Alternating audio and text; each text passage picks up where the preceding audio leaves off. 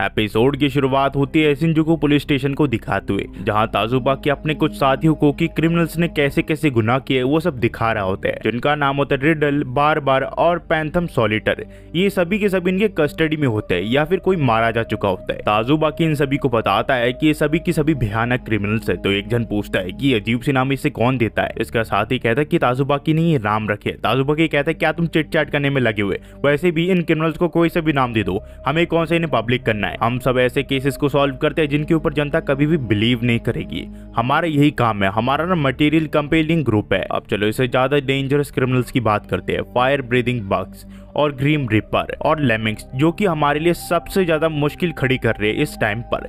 तो हमें किसी तरह इन सभी को पकड़ना है। और एक और बात, जो स्केलेटन हमने 2 दिन पहले उस बिल्डिंग की यहाँ देखा था जहाँ पे आग लगी थी, और वो इंसान जिनकी हड्डियां पूरी तरह चकनाचूर हो गई थी, मुझे लगता है इसका लेमिंग से कुछ ना कुछ तो नाता है। तो लेडी ऑफिसर कहती है कि जो जूते की साइज हमें मिली थी वो लेमिंग से काफी हद तक मैच करती है। ताजुबाकी फिर इन्हें बताता है कि फायर ब्रीथिंग बग्स बाहर निकलना तब चालू हुए जब स्केलेटन बाहर निकला। इसका मतलब ऐसा हो सकता है कि इन दोनों केसेस का एक दूसरे से कुछ लेना देना हो। तो हमें कहीं भी सबूत मिलता है कि ये दोनों केस एक दूसरे के साथ जुड़े हैं, तो हम इसके ऊपर जांच करेंगे। तो उसका साथी कहता है ये सीजीआई पे तो हो सकता है। तो उसकी साथी ऑफिसर कहती है अगर ये सीजीआई हुआ तो जितने भी हमारे पास एविडेंस है वो बेकार हो जाएंगी। तो एक ऑफिसर कहता है अगर वो सीजीआई होती या फिर कुछ और होती तो बच्चों को किसने बचाया। सोशल मीडिया में ये चीज काफी ज्यादा वायरल चलती है और हर कोई इसी चीज को देख रहा है और उसके ऊपर सवाल उठा रहा है। तो ताजुबाकी कहता है कि आखिर में हम सबको एक्सप्लेन कर देंगे। तुम्हें पाइथन सॉलिटर के बारे में तो पता ही होगा, जो कि काफी स्किल वाला इंसान था, पर आखिर में वो एक इंसान ही निकला ना।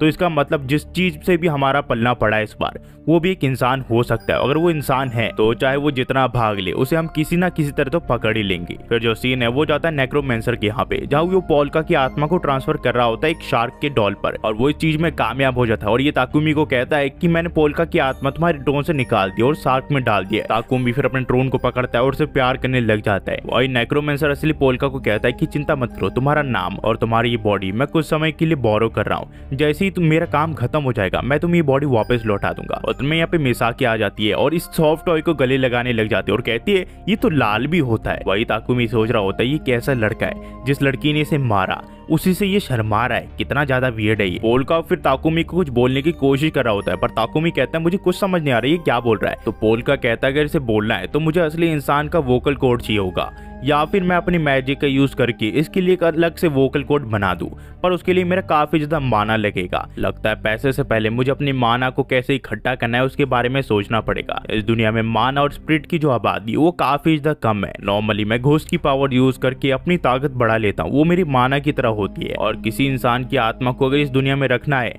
तो उसके लिए काफी ज्यादा माना लगता है। नॉर्मली मैं घोस्ट की पावर्स का यूज करके अपनी ताकत बढ़ाते रहता हूँ और उसे मैजिक में कन्वर्ट करता हूँ। और इस बिल्डिंग में काफी ज्यादा लोगों की मौत हो पड़ी है, इसी वजह से ये बिल्डिंग काफी अच्छी है, पर ये प्रोसेस काफी स्लो होता है। इसी वजह से मैंने सोचा है कि मैं माना स्टोन का यूज करूंगा, जैसे कि मेरी पिछली दुनिया में माना यानी कि जेम स्टोन्स थे, इस दुनिया में भी जेम स्टोन है जिसे तुम लोग डायमंड कहते हो। एक बार ये डायमंड नाम की चीज मुझे मिल गई तो मैं अपनी ताकत को 100 गुना कर लूंगा, जिसके बाद मैं पूरी दुनिया को दिखाऊंगा कि मेरी असली ताकत क्या है। पर ताकुमी कहता है कि ख्वाब देखना बंद करो और इसकी प्राइस चेक करके आओ। और जब नेक्रोमेंसर की प्राइस देखता है तो ये इसकी औकात की बाहर होती है। और अगर पूरी स्टोर की डायमंड्स की बात करें तो वो तो मिलियन या फिर बिलियन येन में जा रही होती है। पर नेक्रोमेंसर कहता है कि उसका जो अंदाजा था वो बिल्कुल सही था, उसके अंदर माना है। तो मिसाकी से कहती है तुम उसके अंदर से मैजिक तो खींच के ले सकते हो, पर यहाँ ये कहता है कि नहीं, अगर ये उसके अंदर से मैजिक खींच लेगा तो जो डायमंड है वो टुकड़ों में बढ़ जाएगा और ये शॉप वालों के लिए बिल्कुल अच्छा नहीं होगा।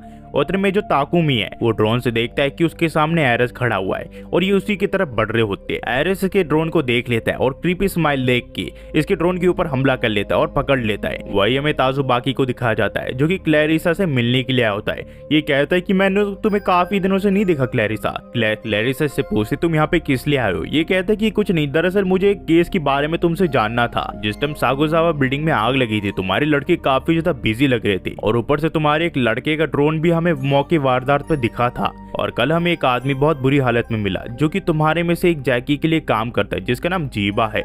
मैं सोच रहा था कि तुम्हारा इसमें कुछ लेना देना है क्या। तो एक पुलिस वाला होने की वजह से मुझे तुमसे कुछ सवाल जवाब पूछने हैं। मुझे ये बताओ कि तुम्हारी ऑर्गेनाइजेशन इसके अंदर कितनी मिली हुई है। वही सीन शिफ्ट होता है और हमें एरस को दिखाया जाता है जो कि ताकुमी के ड्रोन को पकड़ चुका होता है और वो इन दोनों को कहते हैं कि मुझे माफ करना, मुझे पे ध्यान मत दो, तुम आगे जा सकते हो। मिसाकी पोल्का को सावधान रहने के लिए कहती है क्योंकि ये इंसान काफी ज्यादा ज्यादा खतरनाक होता है। एरिस फिर ताकुमी के ड्रोन को पकड़ते हुए कहता है कि मुझे पता है तुम मुझे सुन सकते हो और तुम इस ड्रोन के द्वारा बोल भी सकते हो जब इसके फैन ऑफ होते हैं। अब मुझे बताओ कि तुम किस चीज के फिराक में हो। तो ताकुमी सोचता है कि इसे पोल्का और मिसाकी के बारे में कुछ भी नहीं पता है, तो ये नादान बनने की कोशिश करे तो इसे कुछ नहीं पता चलेगा। उतने में पोल्का कहता है कि जरा आप सुन सकते हो मुझे।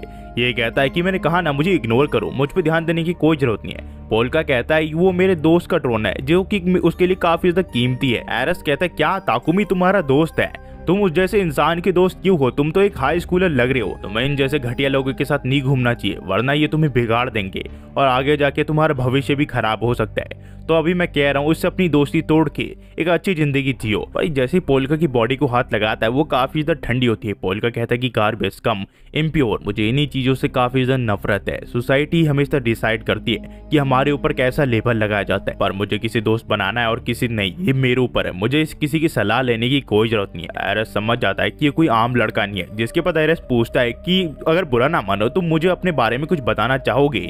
यहाँ पे इसे काफी ज्यादा गुस्सा आ रहा होता है, पर ताकुमी कहता है कि ये काफी ज्यादा घटिया इंसान है। इसका नाम कोजाबोरो एरिस है। बेशक ये डिटेक्टिव का काम करता हो शिजुकु कम्युनिटी के लिए, पर ये इंसान किसी चोर या फिर किसी किलर से काफी ज्यादा डरावना है। ताकुमी फिर अपनी कहानी सुनाता है और कहता है कि वो एक स्ट्रीट गैंग के लिए पहले काम किया करता था, पर इस बंदे ने अकेले नहीं सारे गैंगस्टर्स को मार दिया। इसकी जान बख्श दी गई क्योंकि उस टाइम बचा था। ताकुमी पोल्का को अपनी ताकत छुपाने के लिए कहता है क्योंकि अगर इसे पोल्का की ताकत के बारे में पता चल गया तो ये अपनी शांति भरी लाइफ को टाटा बाय बाय कह सकता है, क्योंकि ये इसे अब जीने नहीं देगा अगर इसे पता चल गया। एरिस फिर कहता है तुम्हें स्ट्रेंजर्स पे विश्वास नहीं करना चाहिए, वो तुम्हारे दोस्त नहीं होते और तुम्हारे पेरेंट्स का है। यहाँ पे पोल्का कहता है कि मेरे पेरेंट्स ने मुझे भेज दिया, अरे मुझे माफ करना, वो मेरी पास्ट लाइफ थी। एरिस को कुछ समझ नहीं आता तो ये कहता है क्या मैं तुम्हारा नाम जान सकता हूँ? वही ताकुमी सोचता है कि अगर इन्वेस्टिगेशन हुई तो मिसाकी, क्लैरिसा और उसके साथ पोल्का भी शायद फंस सकता है, तो इसे किसी तरह इन दोनों को यहाँ से बचा के निकालना पड़ेगा। और इन दोनों को बचाने के लिए ये एरिस को कॉल कर देता है। एरिस कहता है कि तुम काफी ज्यादा इंप्रूव हो गए हो, तुम्हारे पास मेरा नंबर कैसे आया? पर ताकुमी कहता है ये दोनों मेरे गेमिंग बडीज है जिसकी माँ बाप क्लैरिसा के बारे में काम करते हैं, तो इन दोनों को जाने दो। तो एरिस कहता है इसकी चिंता तुम मत करो, मैं जल्दी इन चीज का पता लगा लूंगा कि ये तुम्हारे बारे में काम करते हैं कि नहीं। ताकुमी फिर कहता है कि मेरे सारे ड्रोन तुम्हें चप्पे चप्पे से देख रहे हैं, अगर तुमने इन दोनों बच्चों को जाने नहीं दिया तो मैं तुम्हारा वीडियो वायरल कर दूंगा और कहूंगा तुम इन दोनों बच्चों को हैरास कर रहे थे। एरिस कहता है कि लगता है हम ज्यादा समय से मिले नहीं, इसी वजह से तुम मेरे सर पे चढ़ रहे हो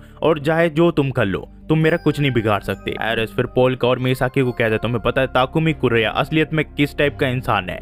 उस टाइप का इंसान है जो कि अपने मतलब के लिए तुम दोनों को भी बेच सकता है, उसके लिए फ्रेंड्स का मतलब कुछ भी नहीं है। वो तुम्हारे पीठ पीछे क्या बोलता है तुम दोनों को बिल्कुल नहीं पता। पर पोल्का गुस्से से कहता है कि वो जैसा भी हो तुमसे काफी ज्यादा बेहतर है। एरिस समझ जाता है कि इस लड़के में कुछ तो अजीब है, ये एक नॉर्मल किड जैसा बिल्कुल नहीं लग रहा। वही पोल्का सोच रहा होता है वो उसके सामने अपनी ताकत का यूज नहीं कर सकता, नहीं तो मिसाकी को प्रॉब्लम हो जाएगी। पर ये देखता है कि मिसाकी तो यहाँ से गायब हो चुकी है। पर उतने में मिसाकी एरिस के पीछे आ जाती है और उसे जोरदार लात मारती है जिसकी वजह से वो दूर जाके गिरता है, वो हिल नहीं पा रहा होता है। तो मिसाकी कहती कि देखा देखा कि मैंने इस बुरे इंसान को अभी कैसे मारा, या मैं मारने की कोशिश कर रहा था, और ये पोल्का का हाथ पकड़ के इसे यहाँ पे ले जाती है। ये समझ आता है कि ये दोनों बच्चे बहुत अजीब है, इन दोनों में कुछ अबनॉर्मलिटीज है। ये फिर बाहर आता है तो देखता है कि वो दोनों गायब हो चुके होते हैं। पोल्का और मिसाकी इसकी ताकत की वजह से ऊपर चढ़ चुके होते हैं। दरअसल ताकुमी ने मिसाकी को पहली मैसेज कर दिया होता है कि पोल्का को लेके यहाँ से भाग जाओ, बाकी मैं संभाल लूंगा। ये फिर पोल्का से पूछता है कि तुम ठीक तो हो ना? पोल्का कहता है हाँ, किस तरह हमने मैनेज कर लिया है। ताकुमी फिर पोल्का को कहता है कि जो तुमने मेरे लिखा हो वो मुझे अच्छा लगा, पर जो भी हो उसने बिल्कुल सही कहा, तुम मेरे ऊपर पूरी तरह विश्वास नहीं कर सकते। अगर कोई मुझे मारने लगे या फिर मेरी जान पे बने तो मैं तुम्हारे सारे सीक्रेट सबके सामने ला दूंगा। पोल्का कहता है मेरे पास ऐसे कोई सीक्रेट्स नहीं है जो कि एक फ्रेंड की लाइफ से ज्यादा हो। ताकुमी कहता है लगता है तुम्हारी पिछली लाइफ काफी ज्यादा दर्दनाक थी। यहाँ पे ये कहता है कि हाँ, वहाँ के होली लोग तुम्हें फोर्स करते थे किसी चीज पे एग्री करने के लिए, और जो मैंने बात की थी कि मेरे पेरेंट्स ने मुझे भेज दिया वो बिल्कुल सच था। तो ताकुमी कहता है कि तुम उन लोगों को होली लोग कह सकते हो। ये कहता है कि उन सब में से एक तो होली था ही जो कि इंसाफ के लिए आखिर तक लड़ा। वहीं पे हम देखते हैं एरिस को जो कि यहाँ पे एक लेडी ऑफिसर को कहता है क्या तुम इस फुटप्रिंट का निशान ले सकती हो और इसके ऊपर इन्वेस्टिगेशन कर सकती हो। ये कहती है कि तुम किससे पिट के आ गए, अब ये निशान इतना गहरा कैसे है। यहाँ पे उतने में लेडी आ जाती है और कहती है कि तुम्हें अभी इसी को ट्रीट कर देना चाहिए, इससे पहले ये ज्यादा बढ़ जाए। उतने में लेडी कहती है कि 2 मिनट रुको, मुझे कुछ चेक करना है। जिसके बाद ये फोटो दिखाती है और कहती है टाइमिंग के अलावा हमें जो फुटप्रिंट मिले थे उससे ये काफी ज्यादा मैच करा है जो जो निशान तुम्हारे बॉडी पे है। एरिस समझ जाता है कि फाइनली एक ऐसा केस आ गया जो कि उसके टाइम के बिल्कुल लायक है। वहीं पे हम देखते कुछ ऑफिसर्स को जो कि यहाँ पे बात कर रहे होते कि जो टीम 3 है वो काफी ज्यादा शोर कर रही है। पर एक ऑफिसर अपने साथी को कहते हैं ये लेमिंग के ऊपर इन्वेस्टिगेशन कर रहे हैं, इन्हें कुछ प्रूफ मिला है जिससे ये लेमिंग को पकड़ सकते हैं, जो कि 5 साल पहले अपीयर हुआ था। वो हर चीज का काम करता है, मर्डर, प्रोटेक्शन, ट्रांसपोर्ट, किडनैपिंग, और अगर अफवाहों की माने तो वो हर तरह का काम कर सकता है। लेमिंग काफी ज्यादा खतरनाक है, वो एक मॉन्स्टर तो बिल्कुल कम नहीं है। मैंने सुना है कुछ ऑफिसर का सामना लेमिंग से हो गया था, उनके पास सबमर्शन गन्स थी और वो लेमिंग के ऊपर गोलियों की बरसात करते, पर फिर भी जो उसका टारगेट था उसने उसकी गर्दन तोड़ दी और वो वहीं पे मारा गया। वहीं पे हम देखते हैं एरिस को जो कि यहाँ पे अपनी इलाज कराने के लिए जा रहा होता है, पर कहता है कि जो भी इसके पीछे उसे मैं पकड़ के रहूंगा। फिर जो सीन है वो ताजुबाकी की तरफ जाता है जो कि यहाँ शराब पी के लोगों के साथ इंजॉय कर रहा होता है। यहाँ पे उल्टी सीधी चीज भी बोल रहा होता है। क्लैरिसा का साथी फिर क्लैरिसा से पूछता है कि सही रहेगा कि यहाँ पे है। ये कहते हैं कि चिंता मत करो, उसके पास कोई भी वारंट नहीं है हमें जांच करने का, तो यहाँ पे इसलिए ये सब कर रहा है। ताजुबाकी फिर अपने काम के बारे में इन सबको बताने लग जाता है और क्या क्या केस यहाँ पे ये कर रहा है वो सब चीजें के बारे में बताने लग जाता है। यहाँ पे पब्लिकली इस चीज को नहीं बता सकता, तो इसी वजह से जो वेटर है वो क्लैरिसा को कहता है कि जो भी कह रहा है वो सही है क्या। ये कहती है कि जो कह रहा है उसे कहने दो, क्योंकि हमारे जितने भी साथी है ये सभी के सभी अंडरवर्ल्ड के हैं और मुझे पता है ये जानबूझ के ये कर रहा है। ताजुबाकी फिर इन सबको स्केलेटन के बारे में बताता है और कहता है वो इनके ऊपर इन्वेस्टिगेशन कर रहा है। तो ये लोग समझ आते हैं कि नहीं अब पोल्का को सावधान रहने के लिए कह देना चाहिए। उतने में मिसाकी पोल्का को यहाँ पे ले आते और कहती कि हम यहाँ पे घूमने के लिए आए। ये लोग कहती कि क्या ये बुरा टाइम चल रहा है। उतने में जो ताजुबाकी है वो कहता है तुम बच्चे भी यहाँ पे ड्रिंक करने के लिए आए हो, पर यहाँ मिसाकी कहती कि नहीं हम तो यहाँ जूस पीने के लिए आए। यहाँ पे फिर मैसेज आता है जिसमें मिसाकी और पोल्का के बारे में बताया होता है, जिसके बाद ये कहता है कि मैं अगर तुम्हें जूस पिलाऊं तो तुम मुझसे कुछ देर बात करोगे। फिर जो सीन है वो ताकुमी की तरफ जाता है जहां वो एरिस के ऊपर नजर रख रहा होता है, पर उसे पता चलता है ये पोल्का और मिसाकी को पकड़ने के लिए जा रहा है और ये किसी तरह पोल्का और मिसाकी को मैसेज करके कह देता है कि एरिस वहां पे आ रहा है, तुम दोनों को वहां से किसी तरह निकलना पड़ेगा। वही पे पोल्का जो है वो ऑरेंज जूस पी रहा होता है और कहता है कि ऐसा ड्रिंक उसने कभी भी नहीं पिया, ये मरे हुए को भी जिंदगी में वापस ला दे। उतने में हम देखते हैं एरिस यहाँ पे आ जाता है। क्लैरिसा के लोग एरिस को रोक देते हैं, पर यहाँ पे क्लैरिसा कहती कि नहीं उसे आने दो। यहाँ पे फिर एरिस कहता है कि मुझे तुम दोनों बच्चों से कुछ पूछना है। यहाँ पे एक मिसाकी कहती है कि ओ ये तो तुम हो, तुम बुरे लड़के हो, तुम मेरे ऊपर चढ़ रहे थे। यहाँ ये कहता है ऐसा बिल्कुल भी नहीं है। उतने में ताजुबाकी उठता है और कहता है अगर तुम बुरा ना मानो हम तुम बच्चों से कुछ पूछना चाहते हैं, अगर तुम जेल नहीं जाना चाहते हो तो हमें साफ साफ बता देना। इतने में यहाँ पे लाइट चली जाती है। ये लोग सोचते हैं कि हमारे साथ ये ट्रिक करने की कोशिश मत करो, पर यहाँ पे पोल्का को अपनी ताकत की मदद से सब कुछ दिख रहा होता है, तो वो मिसाकी को कहता है कि मेरा हाथ पकड़ो, हम किस तरह यहाँ से निकल सकते हैं। पर पोल्का आधे रास्ते में रुक जाता है, तो मिसाकी पूछते है कि क्या हुआ। पोल्का कहता है मुझसे ज्यादा ताकतवर इंसान यहाँ पे मौजूद है। यहाँ पे ताजुबाकी को भी एहसास हो जाता है कि लेमिंग यहाँ पे आ चुका है और वो किसी को भी छोड़ने नहीं वाला। फिर जो कहानी वो यहाँ से टू बी कंटिन्यू हो जाती है। अगर आप यहाँ तक देख गए तो प्लीज लाइक एंड सब्सक्राइब करना मत भूलना। हम ऐसी वीडियो डालते रहते हैं, तो होपफुली आप हमारे चैनल को सब्सक्राइब करें और लाइक करें और आगे हमारे साथ फ्यूचर में बने रहे और नई कहानी हम लाए तो उसे भी आप देखें। Thanks for watching guys, next video में मिलते हैं।